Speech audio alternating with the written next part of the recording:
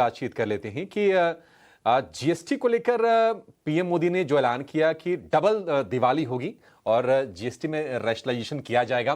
तो दरें कितनी हैं, आगे कितनी हो सकती हैं, इसको जरा विस्तार से समझ लेते हैं। हमारे सहयोगी प्रकाश प्रियदर्शी हमारे साथ जुड़ गए हैं।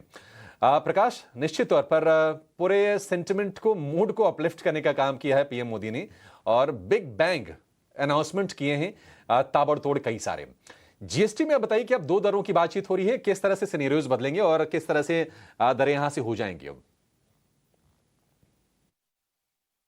देखिए, जीएसटी का नया अवतार कैसा हो, उसकी नई रूपरेखा क्या हो, इसकी झलक प्रधानमंत्री ने दे दी है और अब सूत्र हमें बता रहे हैं कि इसकी औपचारिक शुरुआत भी कर दी गई है।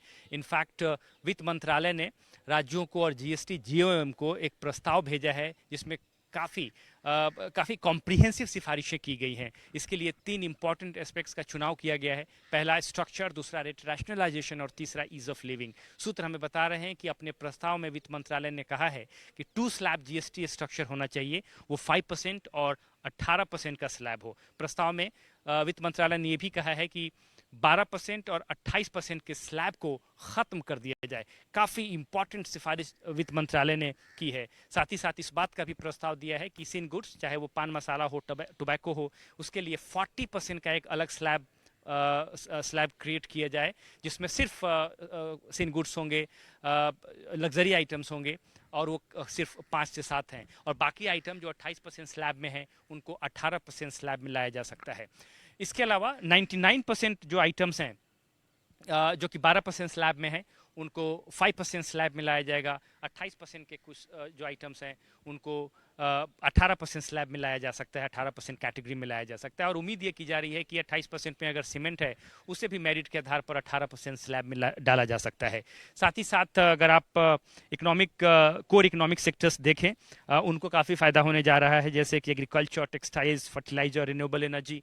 इन सेक्टर्स के लिए जीएसटी की दरों में कमी आएगी। साथ ही साथ automotive, handicrafts, health, insurance, construction जैसे जो सेक्टर्स हैं उनको भी काफ़ी फायदा होने जा रहा है वित्त मंत्रालय के प्रस्ताव के हिसाब से। सूत्र हमें बता रहे हैं कि औपचारिक शुरुआत कर दी गई है, जीएसटी जीओएम को प्रस्ताव भेजा गया है और उनकी सिफारिशों के आधार पर जीएसटी काउंसिल फैसला लेगी। जाहिर तौर पे अंतिम फैसला जीएसटी काउंसिल को ही लेना है और सरकार की कोशिश ये होगी कि राज्यों के बीच में आम सहमति बनाई जाए और फिर जीएसटी काउंसिल इस पर अंतिम फैसला ले। जाहिर तौर पर कोशिश ये है कि आम कंज्यूमर को, इंडस्ट्री को राहत दी जाए, कंप्लायंस से रिलेटेड राहत दी जाए, टैक्स स्ट्रक्चर से रिलेटेड राहत दी जाए। और रेवेन्यू के मोर्चे पर अगर देखें तो बहुत ज़्यादा असर नहीं होगा। हाँ, कुछ असर तो ज़रूर होगा, लेकिन सरकार को उम्मीद है कि टैक्स बेस में बढ़ोतरी होगी, दरों में कटौती करने से, तो जाहिर तौर पे इसका फ़ायदा आने वाले दिनों में देखने को मिल सकता है।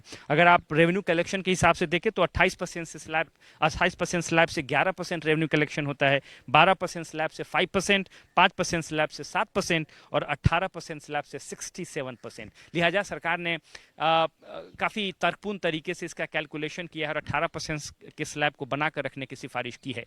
अब ये देखने वाली बात होगी कि राज्यों के बीच में किस तरह से सहमति बनाई जाती है और जीएसटी काउंसिल का फैसला इस पर क्या होता है। जी धन्यवाद प्रकाश। आपने जो है जीएसटी के इम्पोर्टेंट डेवलपमेंट्स हमें बताए। 2 जीएसटी स्लैब का जो है प्रस्ताव रखा गया है, लेकिन ब्रोकरेजेस क्या मानते हैं जीएसटी पे, इसके सारे डिटेल्स जो हैं वरुण लेके आए हैं। वरुण बताएं क्या है। डेफिनेटली, देखिए, ब्रोकरेज हाउसेस का ये कहना है कि जो जीएसटी रेट रैशनलाइजेशन है उसका इम्पैक्ट अक्रॉस इकोनॉमी पड़ेगा। उसका इम्पैक्ट जीएसटी पे पड़ेगा, कलेक्शंस पे, उसका इम्पैक्ट